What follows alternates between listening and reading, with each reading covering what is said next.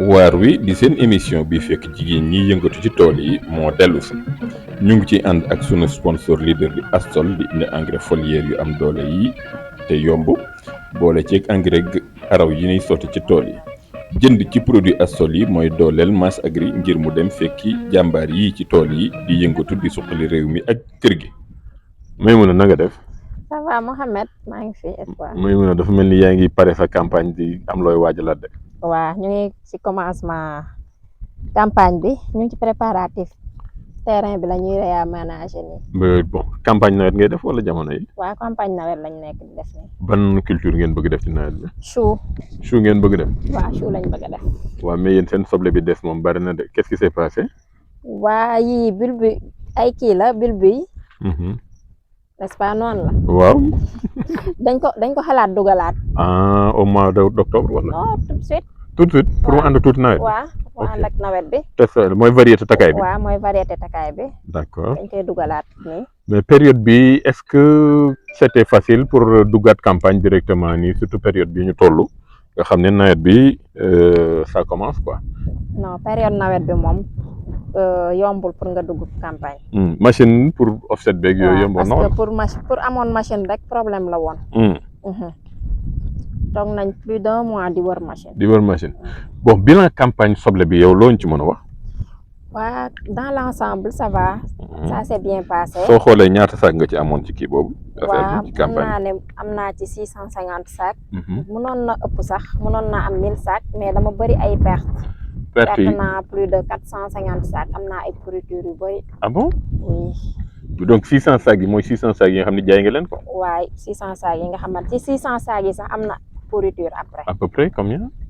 bon à peu près 100 sacs yàquwaat na ci au plus. lan moo doon problème stockage bi la woon. stockage bi waa stockage bi nekkoon na problème.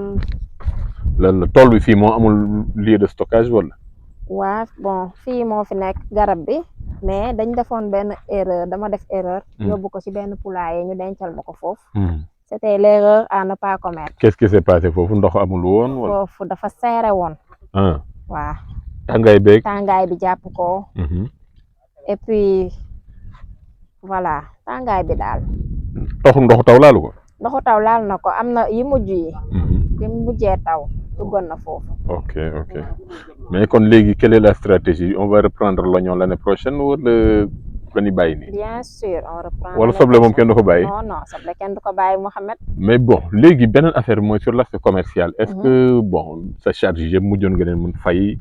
xaalis beeg. waaw ci nga yore loon ak yooyu. waaw awma benn bor.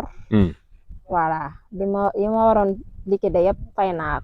retard bi daal moo taxoon neexul woon. quoi waaw retard bi et puis ren prix amut soble bi amut prix. ok mais à part loolu moom ça va alhamdulilah. ok mais pourriture bi nag yow dafa mel ni am nga ci part de. pourriture bi. waxal rek responsabilité partagée. waxal am naa si part am nga si part. man awma ci part yow kat yaa fi duggoon groupe ci benn groupe WhatsApp. arrêté ndox bi. arrêté ndox mi. waaw di expliquer kenn xamul. di jaay graaw non loolu erreur la woon. ok nga jékki-jékki rek arrêté ndox mi wala qu'est-ce qui se passe groupe bi lan la wax dan ne la nga arrêté ndox mi. waaw dañ ma ne woon naa koy tëbal. toog 3 jours du ma arrosé. Mohamed. waaw lu dugal ci loolu yow xam nga kon loolu man je ne suis pas responsable. mais yow yaa ma waroon tere te tere woo ma. déedéet yow da nga dégg ci groupe WhatsApp bi rek ñëw dugg def li la neex mais bon li ci am solo je crois c'est l'expérience bi nga xam ne jàng nañ ko bi ma ci jàngat waaw loolu moom. ok dootuma dalati. donc lan mooy nekk li nga xam ne retenir ko ci campagne bi. waaw campagne bi dans l'ensemble. lan la temps période bi nga war a teel a dugg la wala période da nga ko war a yéexal dugg xaw gën retard gaañu dajeeg màggal Tuuba sa soble bi ñor. retard bi yéex naa dugg campagne. ok su ma xamoon ne nii lay demee dinaa woon toog 1 mois avant may commencer nga xamante ne période bii lay pare. ok te période bii moom période bu baax la. ok en plus fumier bi ma amul woon ci début bi. waaw xawoon na ma pénaliser. d'accord yooyu yëpp daal joué na si mais. gagné naa en expérience. ok yooyu yëpp dama koy capitaliser comme expérience. kon léegi campagne bi lu ñuy def léegi nii nag. actuellement ñu ngi réaménager terrain bi tàllal gaine laser yi. waaw suñu paree voilà am naa fumier bu ma commandé tey la ma charretier bi war a indi affaire bi. waaw ñu def épandage fumier bi. def engrais de fond. repiqué waaw. ban variété kii chou nga def jàpp nga ko. non jàpp ma ko nag mais yow war nga jàpp variété chou bi. man kañ duma la wax dara bon on va essayer une variété agroside. boo xam ni moom ce sera intéressant de voir le comportement en hivernage. côté chaleur bi résistance bi mais aussi côté poids bi. waaw on va voir ce que ça va donner mais bi yoon ba duñ fi am problème mu engrais dafa cher rek. non dugg na fi engrais génn moom cher na moom Mouhamed. mais bon je ne pense pas que ren dinañ ko am. waaw. bi yoon moom tu t'engages que tu vas mettre les moyens. waaw incha allah. baax na may mun a kon à bientôt on va aussi lancer un nouveau format tamit. de cette campagne à partir de cette campagne. boo xam ne moom tu auras plus de temps réel.